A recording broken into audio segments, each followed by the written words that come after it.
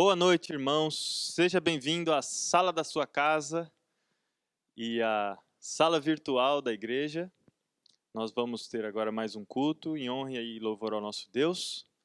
E para começar, assim como você está na sua casa, feche os olhos e vamos orar.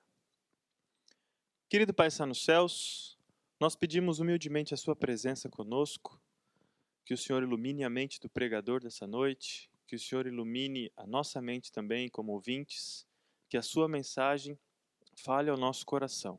Aceite nosso louvor e a nossa adoração. Nós pedimos isso também com o perdão dos nossos pecados, em nome de Jesus. Amém. Nós vamos, como de costume, ter um momento de louvor. Você pode juntar sua família aí e cantar bem forte. Nós vamos cantar o hino de número 570, Além do Rio.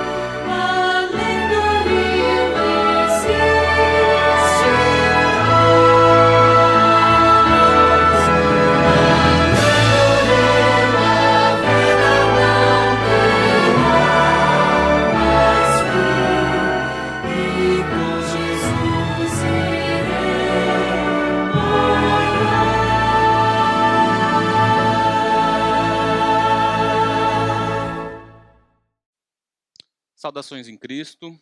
Muito bom estar reunido com você, você aí no seu lar, nós aqui fazendo a transmissão da palavra de Deus. Que realmente possamos compreender aquilo que o Espírito Santo tem a nos trazer de ensinamento para este momento em que nós iremos dedicar a nossa mente, a nossa atenção para ouvir a palavra de Deus. Queridos, o verão está próximo. Quando nós pensamos nas mudanças de estação, quando estamos na expectativa tão constante por algo que vai acontecer, nós nos preparamos, nós nos organizamos e creio eu que a maior parte das pessoas tem como a sua estação preferida o verão. Todos se envolvem durante o ano todo, se preparam, fazem as suas economias, pesquisam os melhores pacotes, escolhem a sua praia e se preparam também até fisicamente para que possam chegar com bastante energia para aproveitar os momentos de sol que o verão nos apresenta, ou seja, temos uma expectativa. A expectativa é algo que move as nossas ações. E eu gostaria de convidar até você que é empresário para você pensar sobre o seu negócio. Tudo bem que nós estamos trabalhando a respeito da palavra de Deus, mas a expectativa está muito relacionada com aquilo que nós desejamos fazer. Para os empresários, nestes momentos, alguns estão, mesmo diante das circunstâncias econômicas atormentadas, turbulentas pela pandemia, ainda assim o seu negócio está equilibrado. E para muitos, até estão expandindo as suas fronteiras, talvez para novos bairros, talvez para novas cidades, talvez para o país e até para o mundo. Para outros empresários, as expectativas, na verdade, são de manutenção, porque neste momento é preferível fazer, né, o equilíbrio das contas, manter o seu negócio, realizar então ali uma administração mais prudente. Para outros, já houve um reflexo um pouco mais negativo, aonde a reestruturação será necessária. Talvez alguns cortes, talvez alguma mudança de planos e talvez até mesmo mudança do produto, da marca, do preço ou às vezes do local onde você está instalado. Para outros, infelizmente, este momento é um momento de finalização, aonde algo não estava tão bem e, infelizmente, vai ser necessário você escolher entre a manutenção da sua filha, da sua família, entre a manutenção do seu negócio. E para isso, muitos empresários terão que optar pela finalização do seu empreendimento e investir em outra área ou diminuir a sua ação no seu negócio. A expectativa para o amanhã é algo que sempre estará na mente do ser humano. Deus nos ensina e o Espírito Santo quer trazer para nós nessa noite algo muito importante. Jesus usa uma parábola trazendo a figueira como um dos frutos que dá o sinal, que traz a expectativa para a estação do verão. E eu convido vocês para nós abrirmos a palavra de Deus no capítulo 13 do livro de Marcos, e assim nós vamos ler o que Cristo Jesus quer nos ensinar a respeito desta parábola. E a partir do verso 28 do capítulo 13 de Marcos, nós lemos o seguinte: Agora aprendei a parábola da figueira. Quando já os seus ramos se formam tenros e brotam as folhas, sabeis que está próximo o verão. Assim também vós quando virdes suceder estas coisas, sabeis que está perto as portas. Na verdade vos digo que não passará esta geração sem que todas estas coisas aconteçam. Passará o céu e a terra, mas as minhas palavras não passarão. Mas, a respeito daquele dia e hora, ninguém sabe, nem os anjos que estão nos céus, nem o Filho, senão somente o Pai. Estais de sobreaviso, vigiai e orai. Não sabeis quando será o tempo. É como se um homem que, partindo para longe, deixasse a sua casa, desse autoridade aos seus servos, a cada um a sua obra, e mandasse o porteiro que vigiasse.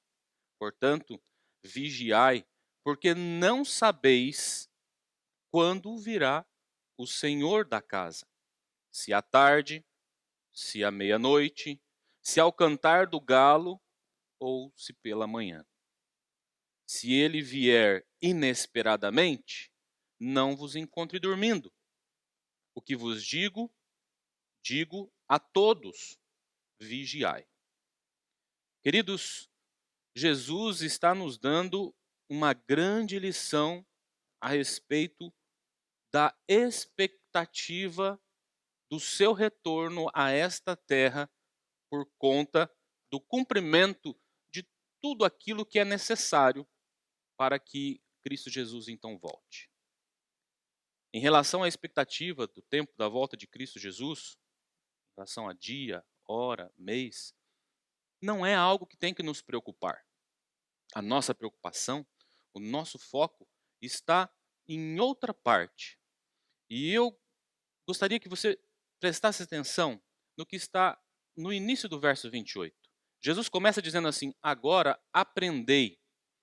Queridos, quando Jesus disse agora aprendei, quer reforçar a necessidade de nós termos conhecimento a respeito de algo que vai vir. E ele faz esse paralelo com o verão em relação à figueira e o seu fruto. Jesus está querendo nos ensinar aqui que enquanto nós temos a nossa jornada, nosso dia a dia, tem de ser de aprendizado, de percepção, mas nós devemos estar desligados da preocupação com o dia e a hora. O verso 32, ele faz ali uma, uma, uma parada, ele coloca ali, mas a respeito, ele faz nós pensarmos e desviarmos o nosso foco daquilo que nos preocupa, porque nós, como seres humanos, queremos ter controle sobre as ações, sobre o que vai acontecer, ter algo mais previsível, só que Cristo nos ensina que não é possível prever, somente o Pai. Então a nossa preocupação não deve ser com a data específica, mas sim com o estado que eu e você precisamos estar por conta da volta de Cristo Jesus. O verso 33, ele faz um alerta. Ele começa a dar ênfase a alguns alertas e Jesus por 3 vezes ele usa a palavra vigiai. Ele usa essa palavra vigiai no verso 33, ele usa no verso 34, ele usa no verso 35. No verso 34, ele usa o termo vigiasse, né? Mas o vigiai também está no 37, 35 e 33. Jesus quer nos ensinar aqui que nós devemos ficar em sobreaviso, palavra que ele usa no verso 33. Sobreaviso é alerta, é cuidado aos atletas quando nós estamos nos preparando para alguma competição, nós devemos estar totalmente preparados, independente da data do evento, mas a preparação ela é contínua. Não tem como nós nos prepararmos nas vésperas do acontecido, da ocorrência, da competição. Nós precisamos estar constantemente preparados. É como os jogadores de futebol que ficam na reserva. A qualquer momento, algum dos titulares pode sofrer alguma, alguma fratura, alguma lesão, e aquele que está na reserva precisa estar pronto. E nós precisamos estar constantemente aprendendo, como Jesus menciona no verso 28. E é por isso que a cada culto nós nos reunimos nós dedicamos tempo para ouvir a palavra de Deus e aprender, reaprender e aprender novamente o que Deus tem a nos ensinar através do Espírito Santo.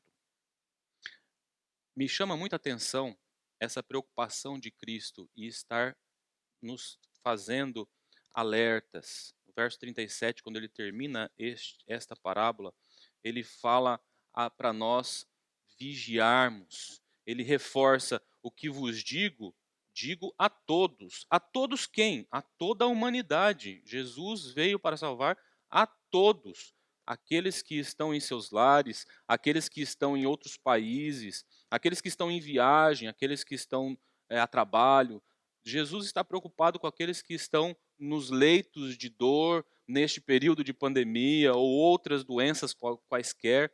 Deus está preocupado com aqueles que estão, infelizmente, envolvidos com alguma criminalidade. Deus tem prazer em alertar a todos para que estejam atentos à sua volta, porque o amor dele é para com todos e ele deseja salvar a todos. Mas, queridos, como vai estar o mundo neste momento? Algo que será que alguma coisa muito grandiosa ocorrerá? Será que o mundo estará fazendo o quê por conta da volta de Cristo Jesus? E eu gostaria de convidar você, ouvinte, para que nós venhamos a abrir a palavra de Deus e então ler o capítulo 24, o verso 37. E Jesus também nos mostra aqui como estará o mundo por conta da sua volta. E ele nos diz o seguinte no verso 37, no capítulo 24 de Mateus: como foi nos dias de Noé, assim será também a vinda do Filho do Homem. Queridos, aqui nós temos que entender algo muito importante. Jesus faz uma alusão ao dilúvio, ao estado das pessoas que estavam vivendo fora da arca. Então, nós teremos duas populações em ação distinta, mas todas no mesmo processo. Por que todas no mesmo processo? Porque a rotina do dia a dia continua. O mundo não para. Assim como Jesus menciona que no período do dilúvio, por conta do dilúvio, o mundo continuava girando, as pessoas ainda estavam preocupadas com seus negócios, com seu casamento, com seu dia a dia, não estavam preocupadas com o dilúvio, apesar de Noé ter pregado durante 120 anos. Por conta da volta de Cristo Jesus, o mundo estará no mesmo ritmo. Jesus salienta este aspecto. Pessoas estarão se casando, pessoas estarão construindo os seus empreendimentos, estarão construindo suas casas, pessoas estarão preocupadas com o dia de amanhã, porque nem todos, infelizmente, aceitam a mensagem da palavra de Deus. Nem todos estão compromissados com o aprendei de mim, com o estar constantemente recebendo de Deus a unção do Espírito Santo. Gostaria de que você tivesse a curiosidade de pesquisar no YouTube a construção da hidrelétrica na Etiópia. Uma gigantesca hidrelétrica na base do rio Nilo Azul, aonde gerará energia, e para aqueles que conhecem, já ouviu falar sobre a Etiópia, é um país pobre e que através deste empreendimento prevê-se gerar muita riqueza para este país. Também temos um outro aspecto importante economicamente falando, que é entre dois continentes, continente europeu e continente africano. Desde 1979 existe um consórcio entre Espanha e Marrocos para a construção de uma passagem por terra, via ponte, mas agora, recentemente, via aterramento, para que os dois continentes sejam interligados e que possa gerar transferência de economia de forma mais rápida, também acelerar o processo de turismo, e isso tudo está sendo planejado e que provavelmente durante 3 anos será o projeto constituído e concluído. Nós não temos como acreditar de maneira diferente do que está escrito aqui em Mateus, no capítulo 24, no verso 37. Queridos, em cada tempo há uma ação. Em cada ação e em cada tempo, uma preocupação. No tempo de Lutero, Deus o levantou para que as correntes que prendiam a palavra de Deus fossem quebradas. E então a palavra pudesse novamente ser semeada e as pessoas novamente tivessem a esperança para uma vida diferente, uma vida que Cristo Jesus, quando esteve nessa terra, prometeu. Ele prometeu algo que aos nossos olhos e aos olhos de muitos é quase que impossível. Um mundo sem dor, um mundo sem guerras, um mundo onde as pessoas se respeitem, independente da sua etnia, do seu idioma, da sua classe social. Deus, através da vinda do seu Filho, testemunhou que isso é possível.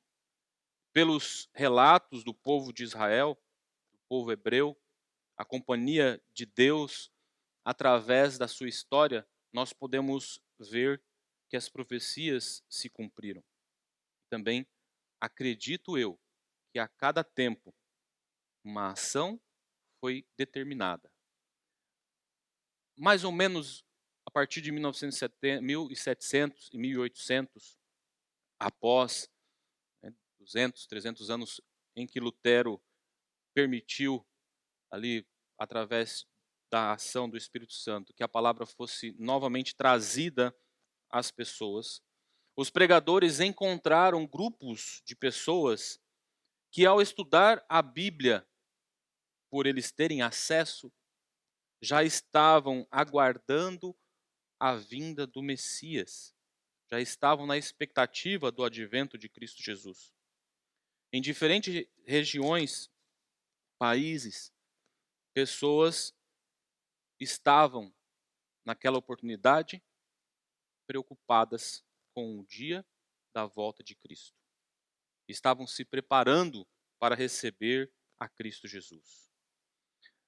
Eu e você, como conhecedores da palavra, a nossa preocupação, como Cristo nos diz ali no capítulo 13, no verso 28 de Marcos, devemos aprender. Aprender para poder ensinar. E em Atos, no capítulo 16, no verso 30, nós vamos abrir a palavra. E aqui é um cenário onde Paulo e Silas estavam presos. E acontece um terremoto por conta da libertação milagrosa de Deus. E o carcereiro, ao ver aquela cena, ele chama aos dois e faz a seguinte pergunta, o verso 30. Então tirou-os para fora, porque Paulo e Silas não fugiram, como muitos outros, que aproveitaram a oportunidade para obter a sua liberdade. Ele tirou-os para fora, dizendo e fazendo a seguinte pergunta: Senhores, o que é necessário que eu faça para me salvar? Diante da rotina do dia a dia, eu e você, como testemunhas de Cristo, precisamos, pelo nosso aprendizado adquirido, pela unção do Espírito Santo, ter as respostas para as pessoas que indagarem. Devemos ter a preocupação de constantemente buscar a purificação através do relacionamento com Cristo. Devemos olhar para o sacrifício de Cristo Jesus sem mácula, sem nenhum motivo justo que o levasse a sofrer o quanto ele sofreu, a ser esbofeteado, a ser chicoteado, a ser esmurrado, a ser perfurado, apenas com o ideal de oferecer à humanidade uma esperança em uma vida eterna, para trazer novamente a humanidade ao projeto inicial da criação lá no Éden, que é a harmonia. Nós não fomos feitos e criados para a mortalidade. A mortalidade é uma interrupção no projeto de Deus. Pais, eu convido vocês a perdoarem os seus filhos. Filhos, eu convido vocês a perdoarem os seus pais. Nós devemos deixar o nosso orgulho de lado, devemos confessar os nossos pecados, devemos nos deter àquilo que é importante, aquilo que é significante, sem a preocupação e o medo das coisas que podem desagradar ou podem nos provocar ou nos inibir.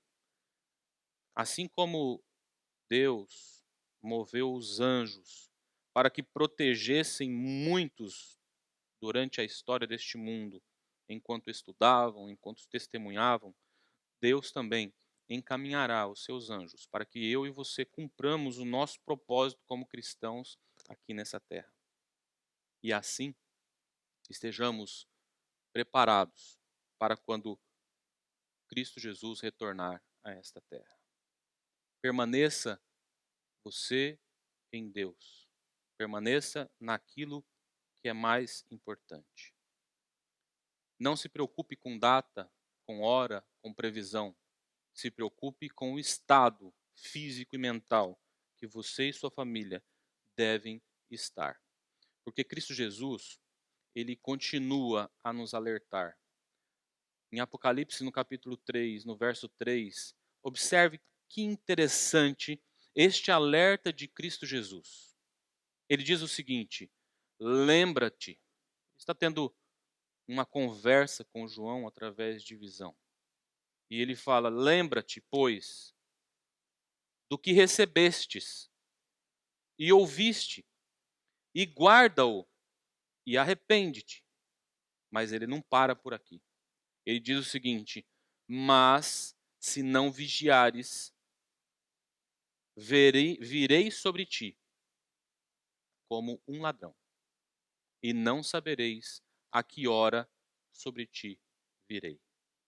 Queridos, o meu desejo para você é que você esteja atento, é que você esteja aprendendo, que você esteja preocupado, mesmo diante da rotina, dos seus sonhos, dos seus projetos, que não devem ser abandonados, mas que eles devem ser paralelamente seguidos com o aprendizado da palavra, com a percepção daquilo que é importante a respeito da volta de Cristo Jesus.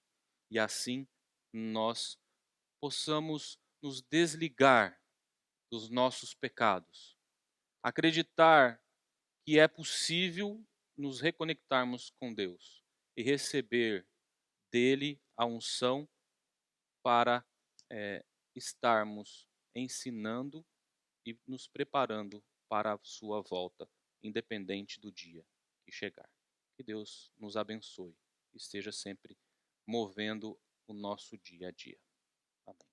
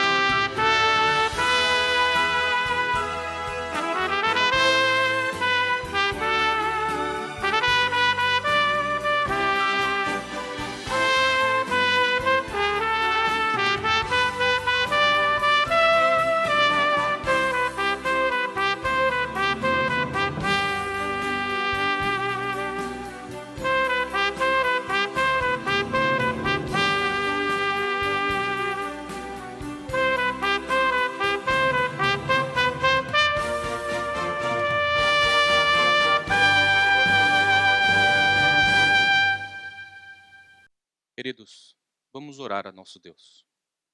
Querido Pai, queremos neste momento pedir que o Senhor ouça a nossa prece. Esteja, ó Pai, motivando diariamente os nossos corações, para que a nossa mente esteja voltada para Ti. Converta, ó Pai, dos nossos maus caminhos.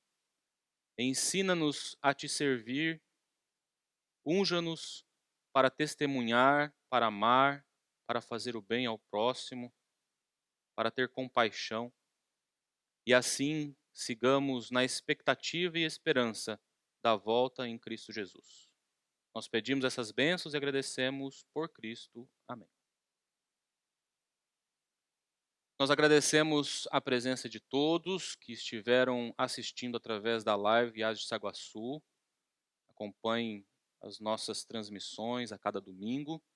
Nós agradecemos ao Wagner por ter trazido essa mensagem maravilhosa para nós. Nós queremos convidar você para, se quiser, aqueles que estão em Joinville, cidades mais próximas, em algum momento desejarem conhecer a igreja do IAS de Saguaçu, na Rua Capinzal, venha aos nossos cultos, às quartas-feiras, às 19h30.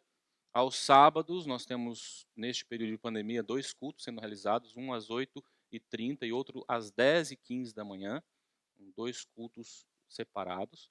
Deus possa abençoar a todos e que no próximo domingo, neste mesmo horário, nós estaremos transmitindo também uma pregação para trazer a nossos corações o alento e a esperança em Cristo Jesus. Um abraço a todos.